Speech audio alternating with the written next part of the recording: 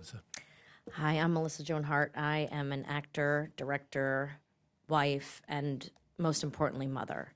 Like Wilson said, I'm exhausted. 12 years ago, we were living in Fairfield County, Connecticut, and a mentally ill boy that day took his mom's guns and murdered 26 innocent people in a nearby school to where my children were.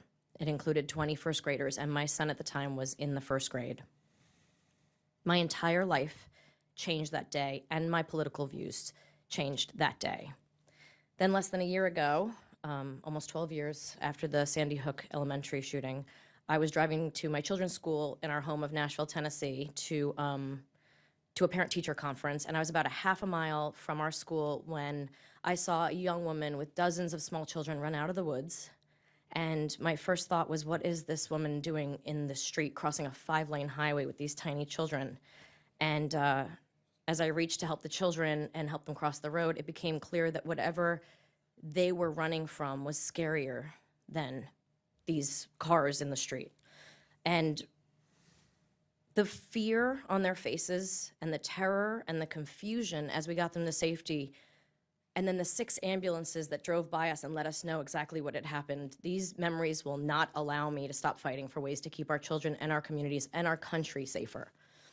That day, we lost 3 educators and 3 third-grade children from the Covenant School, and my youngest son was in the 3rd grade at the time. And once again, tragedy had hit so close to home, and I had to stop and wonder, once again, will we be next?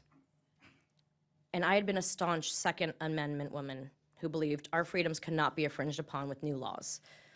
And back in 2012, after the shooting at Sandy Hook, I spent months of sleepless nights praying for the families of that nearby town.